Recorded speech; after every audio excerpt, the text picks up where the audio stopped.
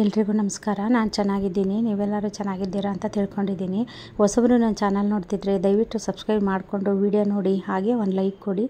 ಬನ್ನಿ ಇವತ್ತಿನ blog start ಮಾಡೋಣ. ದಾಸವಾಳ ಕಟಿಂಗ್ ಇಟ್ಟಿದ್ದೆ ನಾನು. ನೋಡಿ ಅದು ಎಷ್ಟು ಚೆನ್ನಾಗಿ ಚಿಗುರೆಲ್ಲ ಬಂದು ಅದರಲ್ಲಿ ಮೊಗ್ಗು ಸಹ ಆಗಿದೆ. ನೋಡಿ ಅಲ್ಲಿ ಮೊಗ್ಗು ಕಾಣ್ತಾ ಇರ್ಬೋದು. ಅಂದರೆ ಇವಾಗ ತುಂಬ ದೊಡ್ಡದೆಲ್ಲ ಆಗಿದೆ. ಅದು ಕಟಿಂಗ್ ಇಟ್ಟಿದ್ದೆಲ್ಲ ತುಂಬ ದೊಡ್ಡದಾಗಿ ಬಂದಿದೆ. ಅಲ್ಲಿ ನೋಡಿ ನಿಮಗೆ ಕಾಣಿಸ್ತಾ ಇರ್ಬೋದು ಎಷ್ಟು ದೊಡ್ಡದಾಗೆಲ್ಲ ಬಂದಿದೆ. ಮತ್ತು ಇನ್ನೊಂದು ನಮ್ಮ ದೊಡ್ಡಮ್ಮರವರಿಂದ ತಂದು ಹಾಕಿದ್ದು ಕಟಿಂಗ್ ಅಂತ ಹೇಳಿದ್ನಲ್ಲ, ಅದರಲ್ಲೂ ಅಷ್ಟೇ 2 ಹೂವೆಲ್ಲ ಬಂದಿದೆ. ಮತ್ತು ಇನ್ನು ಇದು ಪ್ರಮೀಳಾ ಅನ್ನೋರು ಕೊಟ್ಟಿದ್ದು ನನಗೆ ವೀವರ್ಸು, ಅದೂ ತುಂಬ ಚೆನ್ನಾಗಿ ಬಂದಿದೆ. ಅಂದರೆ ಒಂದು 3 ಕಟಿಂಗು ಹೋಗಿ 1 ಕಟಿಂಗು ತುಂಬ ಚೆನ್ನಾಗಿ ಬಂದಿದೆ. ಇದು ಪವಿತ್ರ ಅನ್ನೋರು ಕೊಟ್ಟಿದ್ದು ನನಗೆ.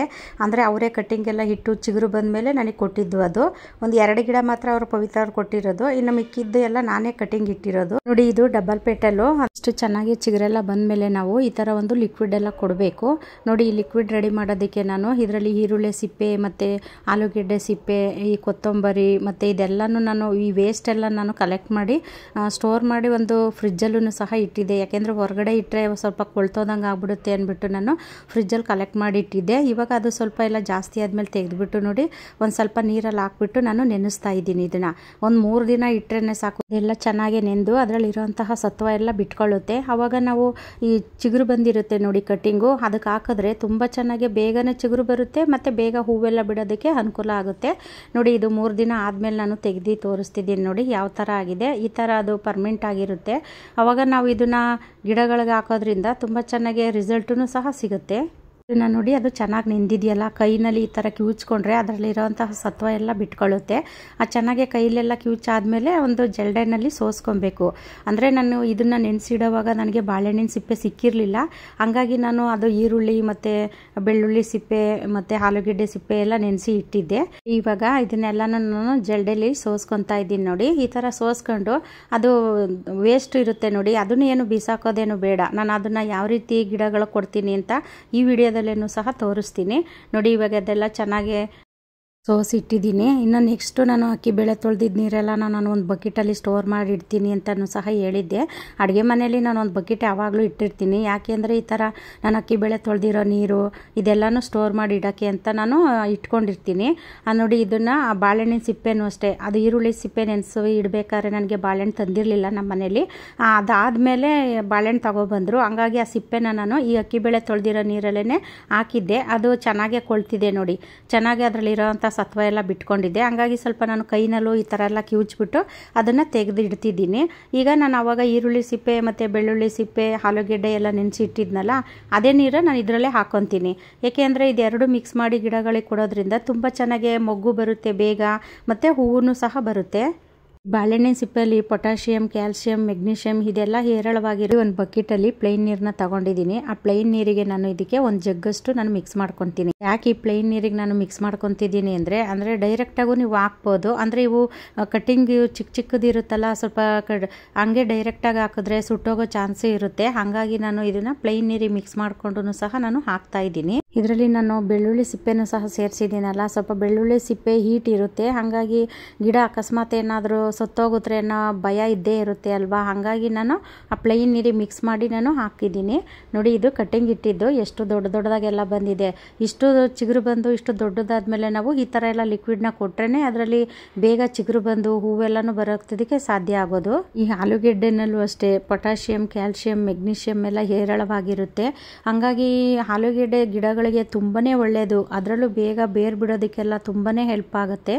ಹಾಗಾಗಿ ನಾನು ಇದರಲ್ಲಿ ಆಲೂಗೆಡ್ಡೆ ಮತ್ತು ಬಾಳೆಹಣ್ಣಿನ ಸಿಪ್ಪೆ ನಾನು ತೋರಿಸ್ತಾ ಇರೋ ಕಟ್ಟಿಂಗ್ ಎಲ್ಲ ಇದೆಲ್ಲ ಡಬಲ್ ಪೇಟಲು, ಅಂದರೆ ಒಂಥರ ಕನಕಾಂಬರ ಕಲರ್ ಬಿಡುತ್ತೆ. ಇದು ದಾಸವಾಳ ತುಂಬ ಚೆನ್ನಾಗಿರುತ್ತೆ. ಹೂವೆಲ್ಲ ನೋಡೋದಕ್ಕಂತೂ ಅಷ್ಟು ಕಲರೂ ಸಹ ಅಷ್ಟೇ ಚೆನ್ನಾಗಿರುತ್ತೆ.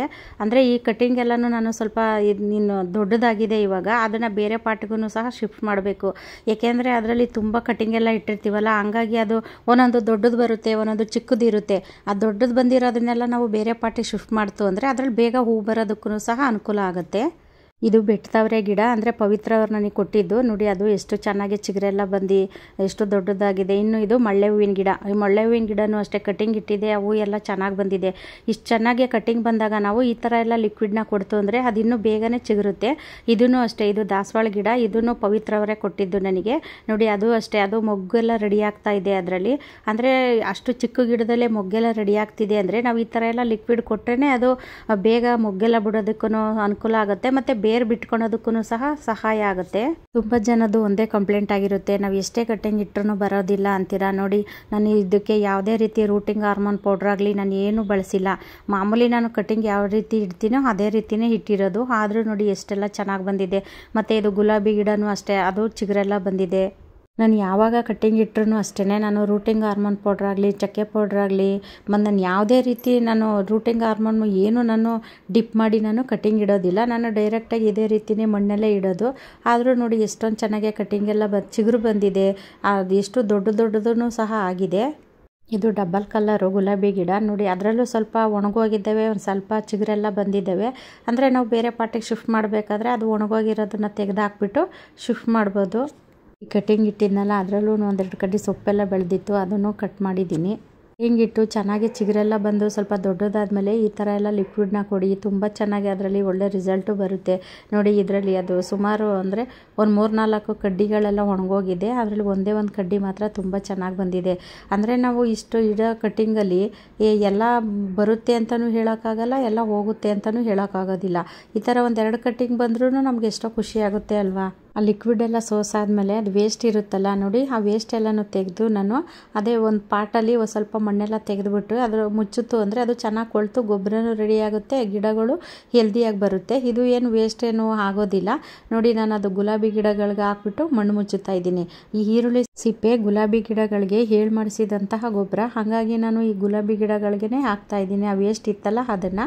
ಈ ವಿಡಿಯೋ ಇಷ್ಟ ಆದರೆ ಬೇರೆಯವ್ರಿಗೂ ಶೇರ್ ಮಾಡಿ, ಹಾಗೆ ಒಂದು ಲೈಕ್ ಮಾಡಿ, ಸಬ್ಸ್ಕ್ರೈಬ್ ಮಾಡಿಕೊಂಡು ವಿಡಿಯೋ ನೋಡಿ. ಮುಂದಿನ ವಿಡಿಯೋದಲ್ಲಿ ಸಿಗ್ತೀನಿ. ಎಲ್ರಿಗೂ ಧನ್ಯವಾದಗಳು.